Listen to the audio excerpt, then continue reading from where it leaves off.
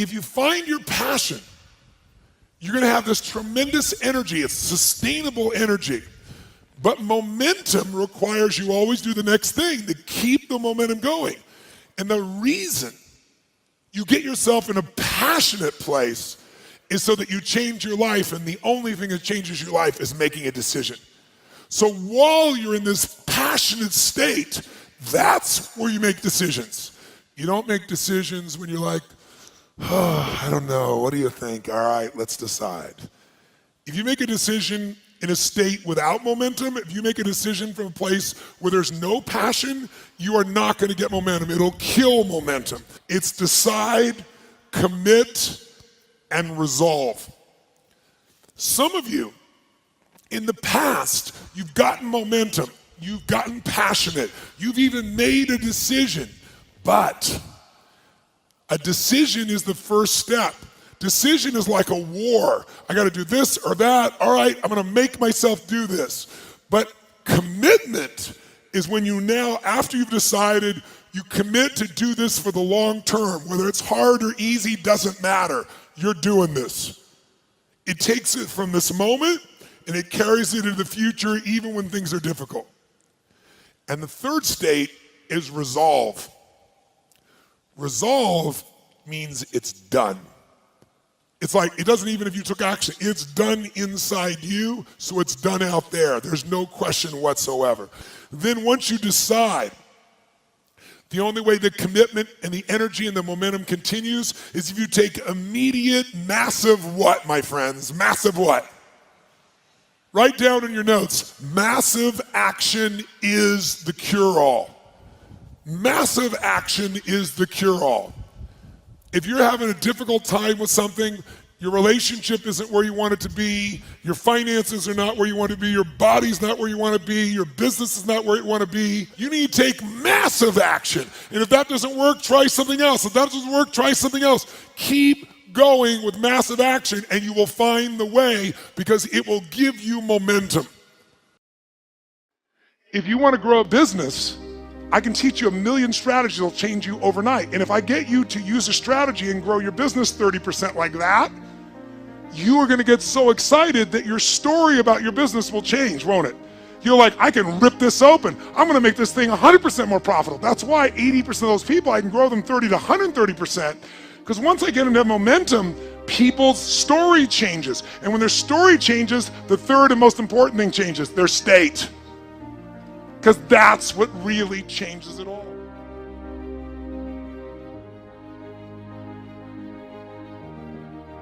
The ultimate question I'm always asking is, how do I help people to break through?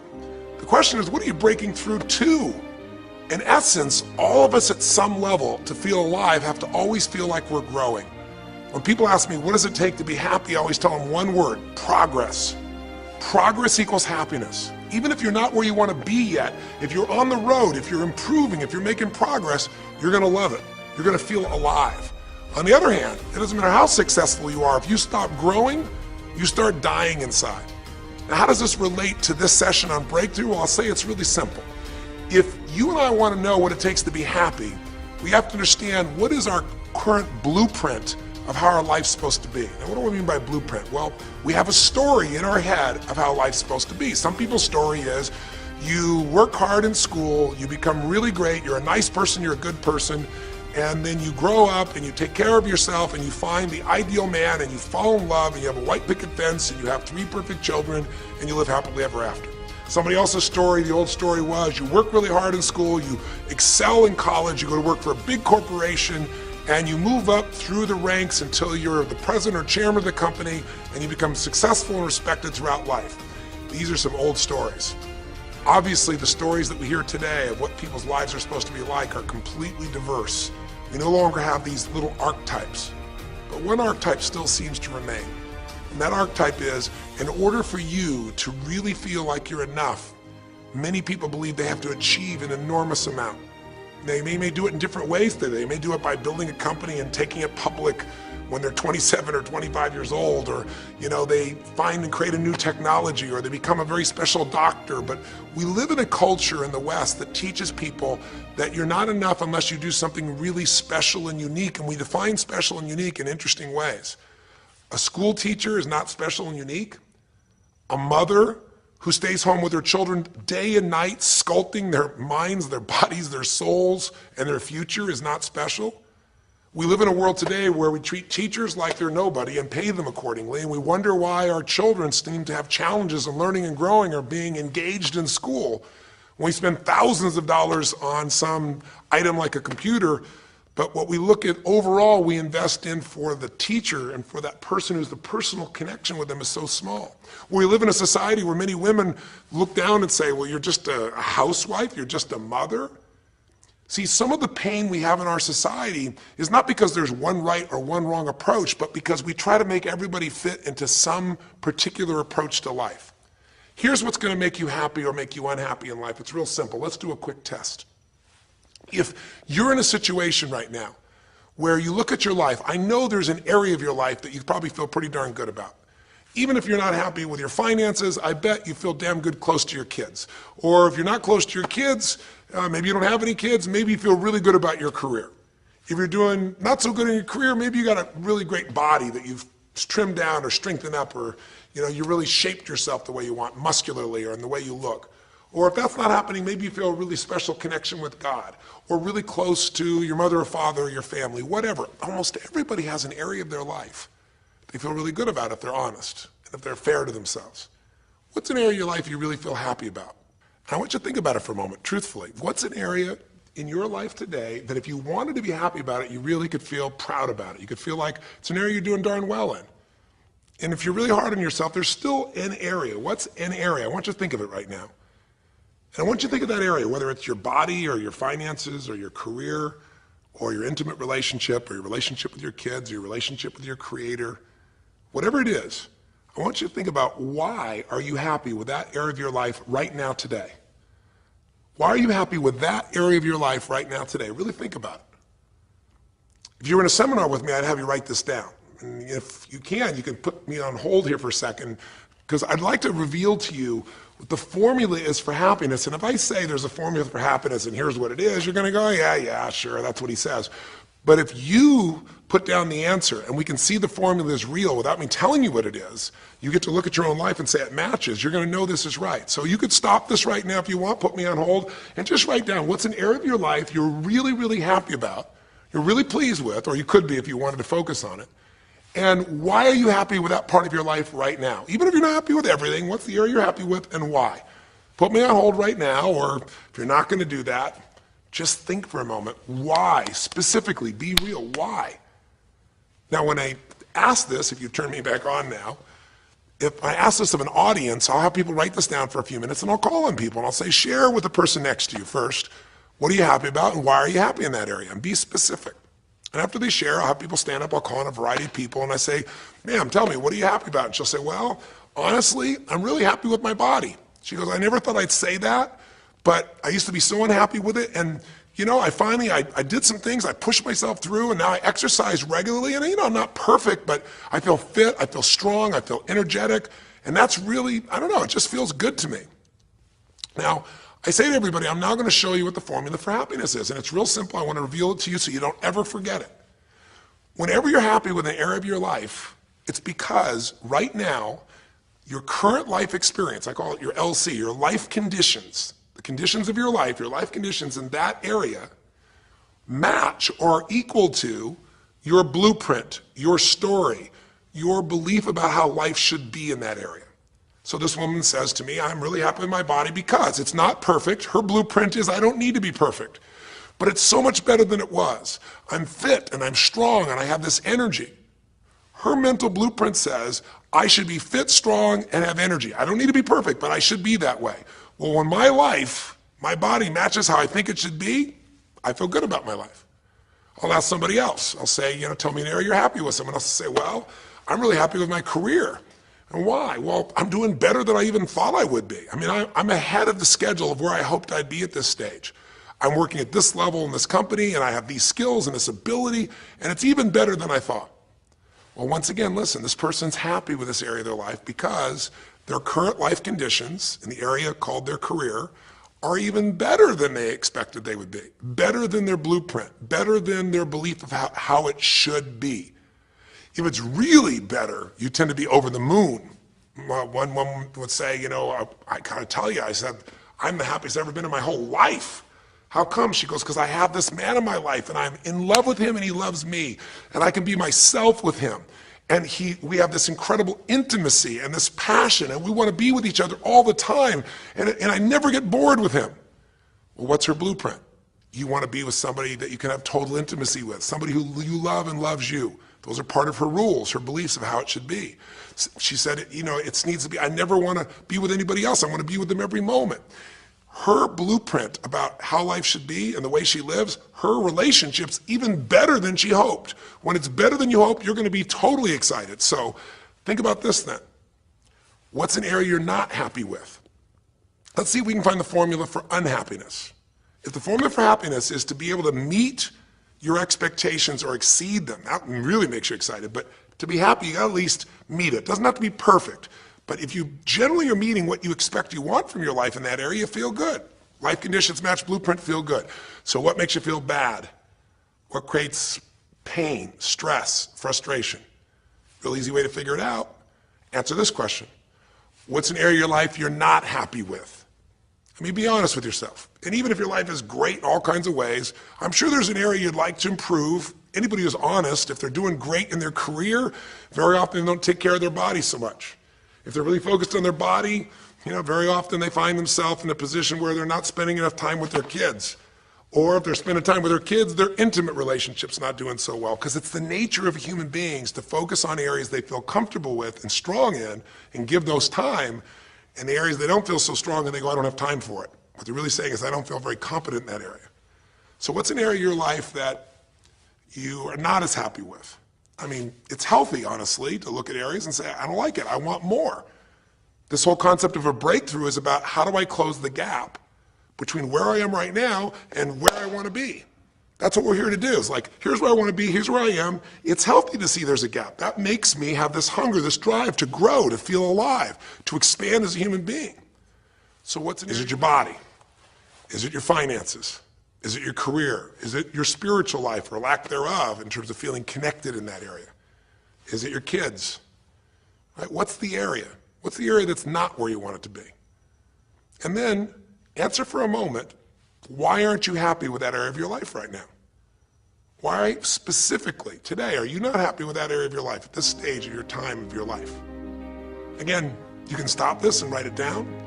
Might be useful for you. Or if you're going to keep it running, you can stop it and you'll turn it right back on and I'll kick into it. Do that now. Or if you kept it running, then I'll give you what happens. I have people write this down and they don't like this exercise so much. Well, I don't like my body, or I don't like my finances, I don't like my career, I don't like the person I'm in a relationship with, I don't like myself the way I'm in relationships. Why? And they write it all down. Have people share back and forth. I call on people and the lesson's pretty clear. I tell people in advance, here's the formula for unhappiness. I'll show you before you do anything else. When your life conditions, the way you're living your life today, does not match, it doesn't equal your blueprint, your story of how it's supposed to be, then you're going to have disappointment, frustration, or pain. If your life is way different than the way you think it's supposed to be, you can have enormous pain. If it's a little different, you might feel stressed. Make sense? So people stand up and they say, tell me, what's the area you're not happy with? The person says, well, I'm really not happy with my finances. And I go, why? And they say, because I'm doing worse now than I was 5 years ago. I made mistakes in the market, and at this stage of my life, I should have this much money, and I don't have it, and I don't know how to change it, and it's making me crazy. And why are they crazy? You say, well, because they don't have their economic needs met. No, you can not have your economic needs met, and you can still be okay. But when you have an idea, this is what my need is, and I did the wrong thing, my life doesn't match how I'm supposed to be, that's when people get a little crazy. See, think about it. If You grew up taking care of folding your own clothes, making your own meals, going to the store, doing the grocery shopping, cleaning the bedroom, cleaning the house, vacuuming, taking out the trash, and you did that your whole life. Then if you have to do that later on, you don't feel like you have economic pain because you don't have a maid.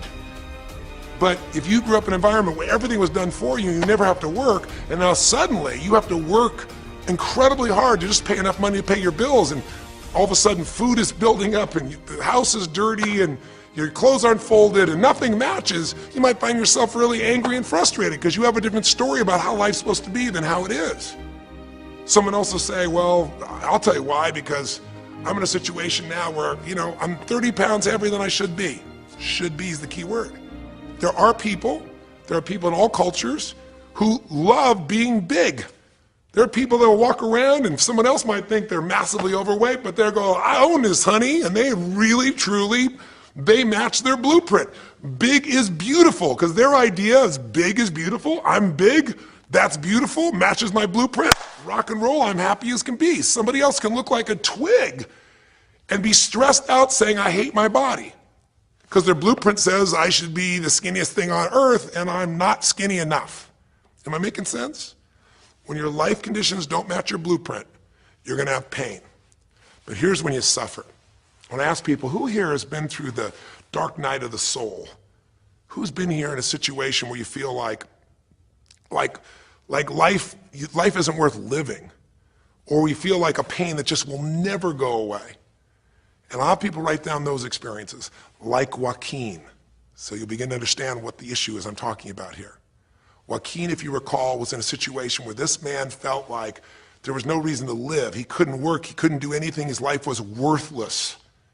Why did he think that? Because he had a blueprint. And his blueprint said, I need to be an NBA basketball player, at least a professional basketball player. I need to be able to make money and have this great lifestyle because that's what makes me worthwhile as a human being. That's what makes my family respect me, my mother, my uncles, my aunts. I'm the successful one in the family and I make the money. I support everybody. He's a good man. He didn't come just to be successful. He took care of his mother, his family. He tried to be an inspiration for people. Joaquin Hawkins is a man who was always going out on his free time and training kids and showing them the pathway to freedom, how they could play basketball and get free like he did and get out of the inner city. So this man was not a selfish man, but he knew this is the way to be worthwhile. This is the way to be able to give to people. This is the way to take care of your family. And all of a sudden, one night, what happened? That way was taken from him. He has a stroke. And in the middle of the night, his life conditions make it impossible to be who he has to be, or he feels like he's worthless. You get it? We have an identity. We have a story of how we're supposed to be. And if life somehow gets in the way of that story, we feel pain. But if we feel we have no control, that's when we go into suffering. See, it's one thing to say my life doesn't match my blueprint, I gotta lose weight. That might stress you out. Or my life doesn't match my blueprint, I'm not in a relationship, I gotta get in one. That might motivate you even. You might not like it, but you're gonna find a way to get in one. Or my career doesn't match how I should be, you could change it.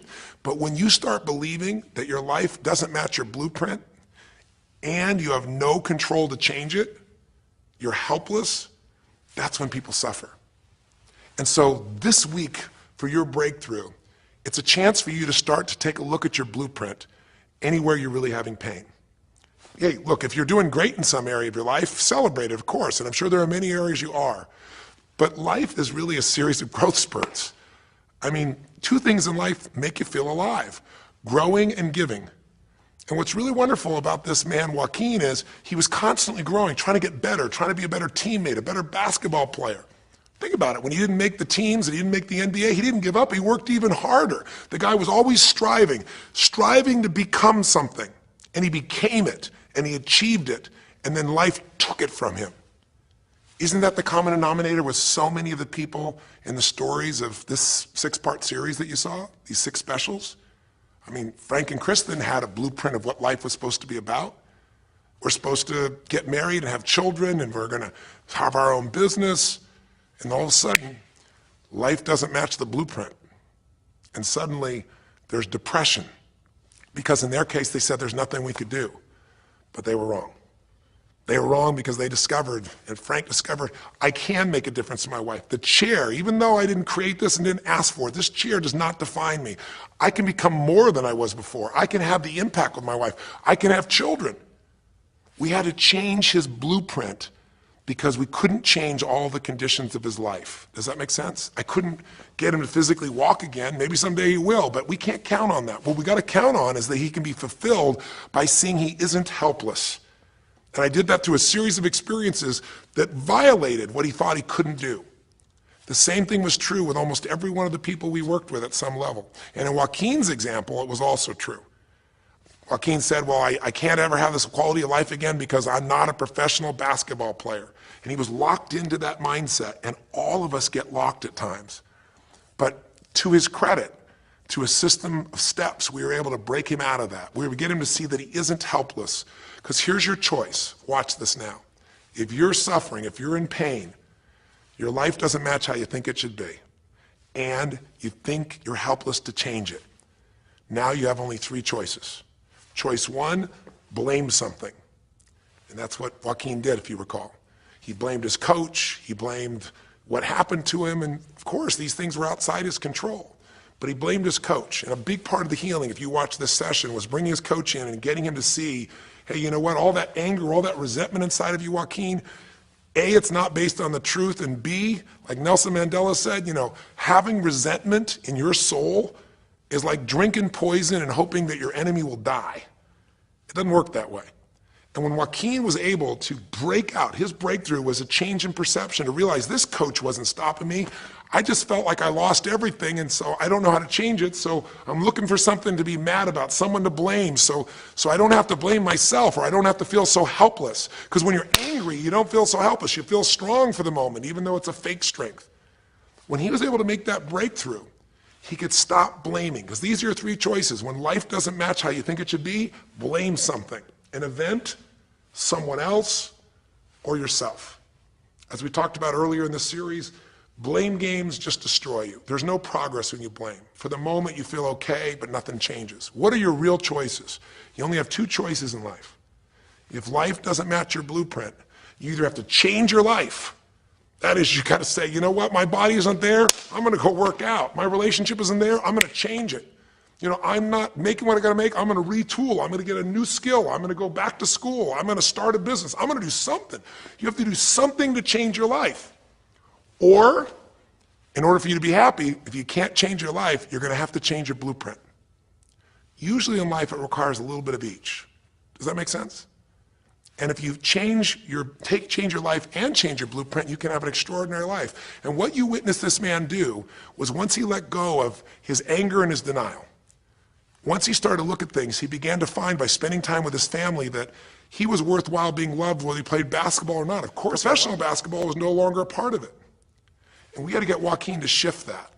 And Joaquin is a metaphor for all of us, because all of us are going to have times in our life when what we want or think life should be like isn't going to match how life really is. Those moments, if we blame, our life goes into pain. If we change, we can change our life and match our blueprint.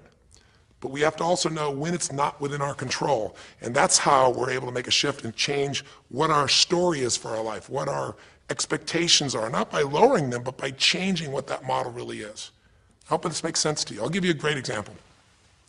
Years ago, I do a lot of work with business people, celebrities, people of all kinds of walks of life. And I was dealing with a group of people, and they knew a very, very powerful celebrity. And to give that person privacy, I won't tell you too many details, so you can't figure out exactly who it is, but it would be a person who was very successful as a woman, who was extremely attractive by cultural standards, a woman who's had a lot of dear friends, a lot of deep respect, so great skill, great ability, extremely talented, quite attractive, quite wealthy in financial terms, and lots of great friends. This would be, for most people's idea, the ultimate blueprint. If your life matches that description, you must have an incredible life. But ironically, this particular individual, as famous as they were, was depressed all the time. They had seemingly everything, and yet the person was depressed. How do you get depressed when you're smart, and you're strong, and you're beautiful, and you got great friends, and you're rich, and you're famous? Well, It's real simple. People said, I don't know what it is. Everyone's tried to help her. She's been through counseling. She's got all these different drugs. Nothing's working. She's taking antidepressants and she's still depressed, which is not uncommon, by the way. Because if you change the way you feel physically, but you still see your life doesn't match how you think it should be at some level, and you feel like you're helpless to change it, you're going to be depressed. So I said, bring her to me. I said, I can help her. I know that sounds like hyperbole, but I absolutely can help her. Well, how do you know that, Tony? Because I already know what the problem is. I know if someone's depressed, it's because they feel helpless because their life doesn't match how they think it should be. I just don't know what her blueprint is, but we'll find out what it is, and we'll either help her change her life, or we'll help her change her blueprint, or both. Long story short, and very quickly, I'll tell you the core of it. She came to me and she spent maybe the first half an hour telling me, apologizing, saying, I know I should be happier. I know it's silly for me to be depressed. I don't know why I'm so depressed. I know I should be grateful for what I have, and I am grateful. And it was all these reasons why she knows she should feel good, but still didn't. And I tried to finally explain to her, listen, I don't care about that. I care about you. The fact that you're not happy has nothing to do with what you have or don't have. The fact that you're not happy is that your life doesn't match the way you think it should be. And you have some idea of how you think it should be. And worse, if you're this depressed after all this time, you feel like you can't do anything. You have no power to change it. You feel helpless. And she looked at me in a certain way, and I said, so what is that? What did you want your life to be like? She goes, well, it sounds stupid. I said, it's not gonna sound stupid to me. She said, well, I don't know. I just always, since I was a little girl, dreamed that I would be married and I would have 3 basically perfect children, and they would love me totally, and I loved my husband, he loved me. And I said, okay, so how's that working for you so far? And she said, well, I think you know, she's a pretty famous person. She said, I'm divorced twice, I have no children, and I'm now X age. And to give you a clue, that age would be an age where having a child, your own natural child at least, barring a medical miracle, is not going to happen. So I said to her, well, why don't you just adopt? She goes, no, that's not it. And so what I had to dig under is, remember we talked in one of the earlier sessions about there's the surface problem and then there's the deeper desire or need. So I said to her, I said, well, what if you couldn't have the husband but you could have the kids? And she smiled and she said, I'd take that. I said, well, why not adopt a kid? She goes, no, it has to be my own blood children. So I kept digging to find out what was behind her blueprint. Because your blueprint is just a projection of what you think you need to be happy. But as human beings, we're notoriously ineffective at knowing it's going to make us happy. So much that we think we're going to make us happy, we get there and we go, is this all there is? So many things that we think are going to make us miserable and we can never deal with, we go through it and we can handle it. We're not good at projecting these things. All kinds of studies will show this. So I said to her, well, what are you hoping to get from these 3 children? Why do they have to be your blood children? And she finally said, well, if they're my blood children, I know they'll always love me. They'll never leave me. What was she looking for? Unconditional love. She had this big blueprint that said, White House, picket fence, 3 children, perfect husband, all these different things. But what was behind that was a need to feel like she could have love that would be certain and wouldn't go away. So I can help her meet that need. So I said to her, I said, well, maybe one reason you don't have a husband is because every time you look at one, you're trying to figure out if he's going to get you those 3 kids in time and how that's going to happen. And maybe he feels a little stressed when you're looking at him this way because he can feel what's going on behind your bed, even if he doesn't know what the words are. And she started to laugh. She goes, I guess I've probably been that way a good portion of my life. And she goes, people wonder, why I'm so uptight. I said, you're uptight because you felt like you're running out of time trying to meet some picture. But I said, all you really want is love. I said, don't you have a lot of love in your life? Tell me about your friends. And gradually, I got her to start seeing this love that she was trying to get was already here. It didn't match the picture. Maybe we could paint a new picture of what life could really be like and make sure that picture met her deepest needs. That's basically what we did with Joaquin. Joaquin wanted to be a professional basketball player because he loved basketball, yes, but also because he wanted to be that man who was a leader. He wanted to be the man who was the good man. He wanted to be the one who brought energy to people. He wanted to be the man people would look up to. He wanted to be the man who could take care of his family in style, all of his family, not just his daughters and his wife, but other people as well. Underneath it all, he wanted to know that he mattered. And through the process that you saw on this show, he began to find out that he didn't need to be angry at the world, that yes, his blueprint was taken from him, but his soul and his ability to be a special human being that could touch other people was not taken from him. That maybe his real gift was his ability to inspire young kids, his ability to get himself to do whatever it took. How did he become a professional basketball player? Unbelievable discipline, unbelievable drive. He started bringing that to picking up trash, and the game started to change. He started to have fun there. He could come home and take care of his kids and pay his bills. That doesn't solve everything, but it gives him a way to suddenly regain himself. When he sat around with all of his family, and you saw part of those scenes, and if you watch little areas of browsing this week, you'll see some more scenes from his family where you see him beginning to realize they love me whether I'm rich or poor. They love me whether I'm a professional basketball player or not. They love me. That's what he was really after. And when he got that, it allowed him to let go and say, I can do other things. That doesn't mean he won't have challenges. We're all going to have challenges in our life. It doesn't mean that at times he won't wish he's doing more. But he's no longer stuck. He's broken through because he now knows I have control. I can change my life or I can change my blueprint. And when I do, I can fulfill it. I can start to feel that aliveness. Now here's the trap. What do you think happens once you fulfill your blueprint regularly? Once you figure out how to do what you always dreamed of. You always dreamed to live a certain way, and now you're living that way every day. Well, the human nervous system, the human spirit needs to grow. So pretty soon you'll get bored with that and you'll come up with a new blueprint. That's part of life that's exciting. See, if you and I from this day forward are going to be happy, just remember what we've said. It takes two things, grow and give.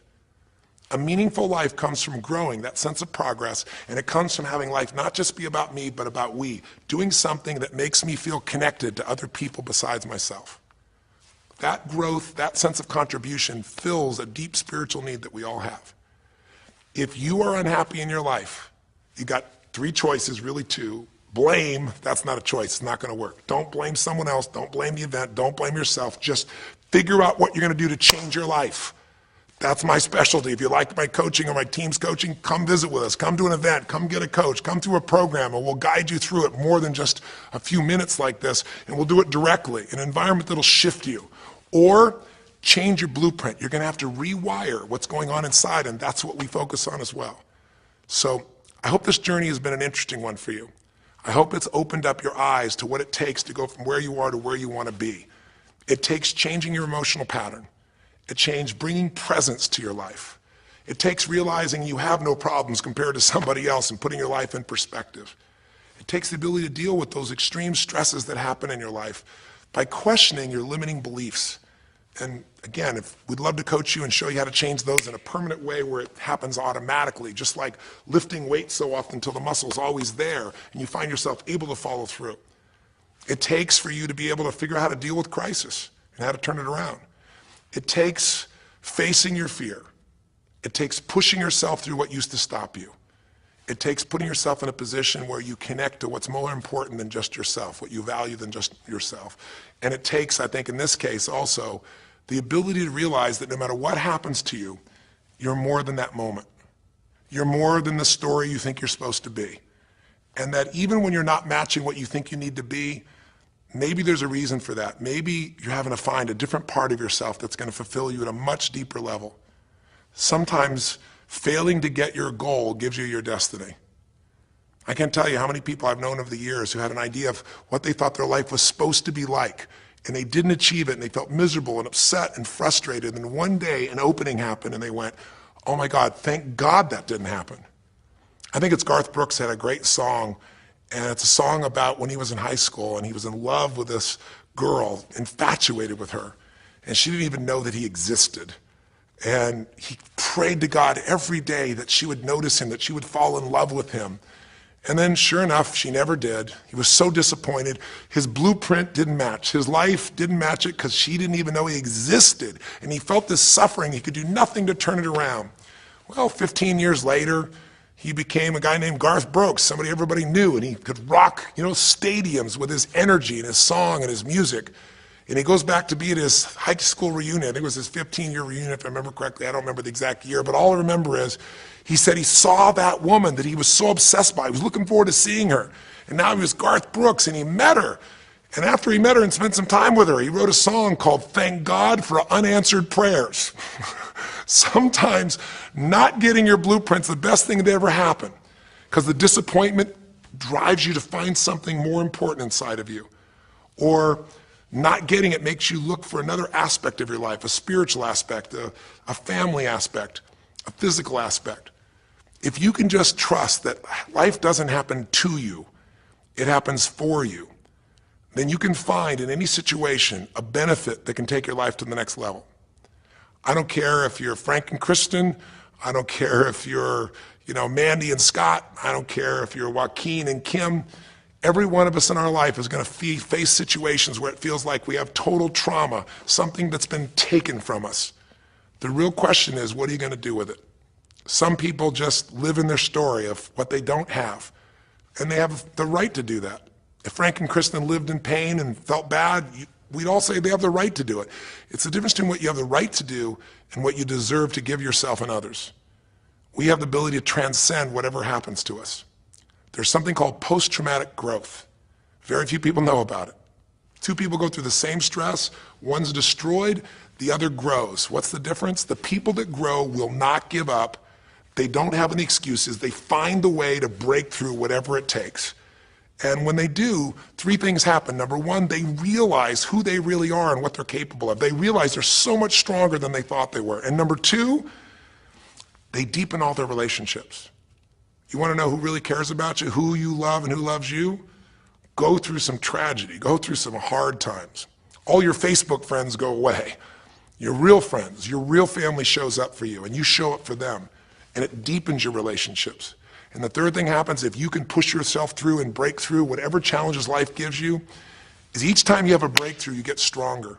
And it almost like builds a psychological immunity in you, where suddenly, all of a sudden, it's like stuff happens, you know stuff's gonna happen, and you're not scared of it anymore.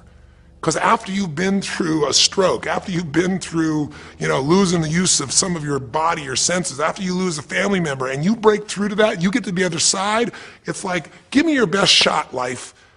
It's almost like there's this psychological immunity that says, I'm ready for whatever life will give me. I don't want challenges, but if they're here, I know I can handle them. That strength of spirit is what creates a sense of freedom and joy in life. And that strength of spirit basically comes from living a life where you are constantly and never-ending flinging away to improve yourself and to help others. That's my mission, and if we can serve you again in the future, I hope you'll check us out. There's 3 ways you can continue to participate with us. You can come to an event, come have an experience with us live in a weekend at our Unleash the Power Within or our Date with Destinies. I think you'll find it's very different than just sitting here talking to you quietly, sitting in front of your computer screen. It's a rock and roll environment. It's like going to the ballpark and having one person sitting there talking to you versus being in the ballpark or the rock and roll concert, with 50,000. There's an energy and a power that comes from it. Second is there's immersion. Here we talk for an hour, there's distractions and emails. There it's total focus, and we go for immersion where literally what we did here over 6 weeks, a few little conversations, all that happens over and over again, multiple times a day, and you get that shift. So come to an event or call up and get a coach. We have people that you can work with and have a free coaching session and make sure it's really valuable for you. But these are people that can check in with you to help make sure you break through, you make the changes you want to make in your career or your finances or your body or your emotions or whatever area matters to you. And finally, lastly, and probably most importantly, every day you got to feed your mind. Because every day most of us are turning on, some form of news. It shows up in our pocket, in our Blackberries or iPods or our iPhones, I should say. It shows up on, on your computer constantly. It chases us, and it rarely does a good idea interrupt you. Really what you have to do is pursue the ideas, pursue the experiences that are going to change your life. And we have a way to do it called net time, no extra time.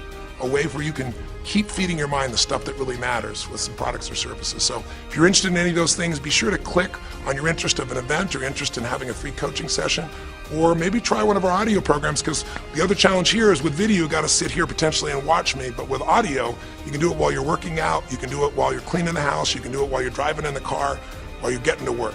We'd love to continue serving you in any way we can. I know I've gone long in this session, but I really want you to think about, how can I give my life the way I want it to be? The way I do it is I figure out what my blueprint is and I update it for what life is. I change my life, match my blueprint, and suddenly my life feels full and alive.